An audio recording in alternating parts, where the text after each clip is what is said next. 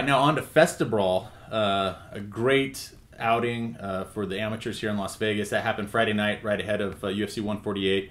Tuff-N-Uff again put on a great show, great production, really good fights. First fight we want to talk about was Lennon Ford. You know, he made his MMA debut in the amateur ranks. He's out of 10th Planet Jiu-Jitsu, the home of Rick James.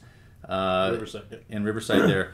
He looked phenomenal. I guess, you know, he's only been training for a few short weeks here, but, you know, high school wrestling background. If you want to check out the interview, definitely, you know, click on the little link there. Pretty good outing, didn't you think, Flip? Yeah, I think all things considering, the guy that he fought has a really, really nasty inverted triangle, and you know he was able to cinch it up, and he held, you know, that inverted triangle, you know, and moving from sub to sub, and you know, obviously Lennon had what it took to kind of get out of there. So you know, I mean, hats off to him. There was a lot of knockdowns in that fight. It was just it was a war really, and he prevailed, and you know, I can't wait to watch this kid fight again. Yeah, definitely. So if you want to check out that interview, and we'll put a little link in here as well if you want to check out the fight in its entirety from Tuff-N-Uff. Next fight we want to talk about was Hansel Aquino. Hansel, man, this guy was no joke. He came in, 7-second knockout. If you want to see the highlight footage, check out the interview on that. Go check it out.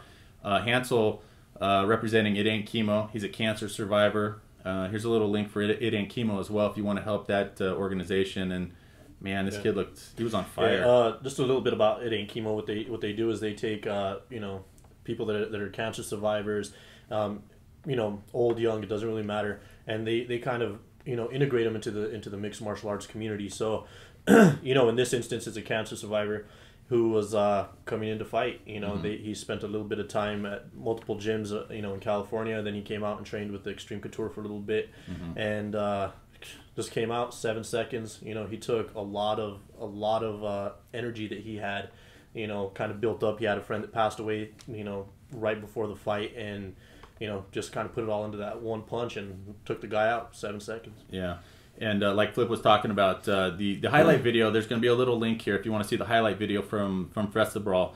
Our boy Pono Cooney put it together. It's dedicated to Daniel Copeland, who was a friend of Hansel's that passed away on the day of the event. So it was great to see Hansel come out there and just make quick work of it. And you know, he did an awesome job in really, you know, representing It Ain't Chemo and fighting for his fallen friend. Right. Next fight of the night was a 205-pound championship. Andrew Stramler, man. Now we've covered Andrew before at D-Day, and he looked great in that outing. He got a rear naked choke at the very last second of the first round that time. Then he came out and he finished this kid also I believe in the first round there. Yeah. And just with a nice little right hand and then just some nasty hammer fists. Yeah, it basically happened really, really quick. You know, I was kind of curious as to how he was gonna, you know, win this fight. Just, you know, the way it started off, every time that he shot, the guy just kind of circled off, circled out, circled out, and he couldn't get that takedown.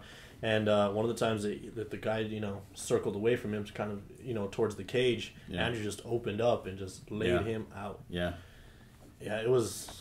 And it's kind of hard to watch those hammer fists too. The whole guy, the body just... Those hammer fists were pretty bad. So if you want to check out that post-fight interview with some footage of the finish, you know, click the little button here. Tolan the Hawk Garcia, man, this was a great fight, great interview. Tolan's interview, click the little button here. Yeah, if you want to laugh, man. This is well worth checking out. By far the most interesting interview we've ever done, I think, with any fighters. Just to kind of give you the setup for it, you know, Tolan, a nice back and forth battle against the Spider Monkey, and Tolan got kneed, you know, really hard in the groin, and probably a good 7-8 minutes in between. Yeah, easily. And it was kind of crazy because he didn't know what was going on at first. You know, I thought maybe he had a broken nose because he was, you know, spinning up into a towel essentially.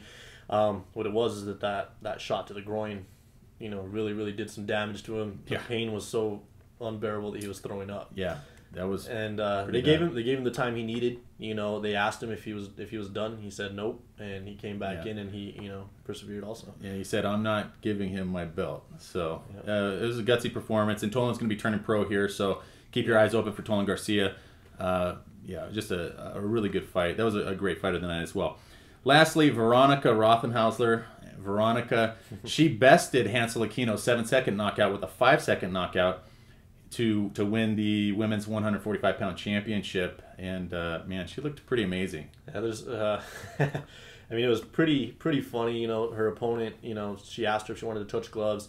Her opponent just waved her off, said no. She walked straight in, punched her in the face, and dropped her, and that was it. 5 seconds. Yeah. I mean, that's why you should have good sportsmanship. Yeah. And apparently this was Veronica's, like, her second in a row where she's just dropped her opponent really quickly. So obviously Veronica's got some heavy hands. So, you know, be interesting to see, you know, her back in the cage for Tuff-N-Uff defending that title. Yeah, it's I mean, all these fighters that are there right now, the title holders, they're really good. Mm-hmm. You know, they have, like I say, you know, Vegas just has some of the best amateurs around, and you know, they always put on a good show. You know, they're at Tuff-N-Uff especially. You know, it's in an arena, it's huge. Mm-hmm. You know, and they get a chance to see what it's like to fight in front of tons and tons of people. So they always bring it. You know. Yeah.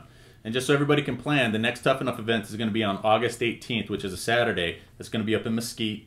I think they're calling it Mayhem in Mesquite. It's going to be a great card. Jake Swinney is going to be defending his title there, and there's going to be a lot of other fights on the card as well. So, you know, keep your eyes peeled for that. And as always, for additional coverage and exclusive content, make sure and check us out at fightlifemedia.com, where we're covering MMA from the ground up.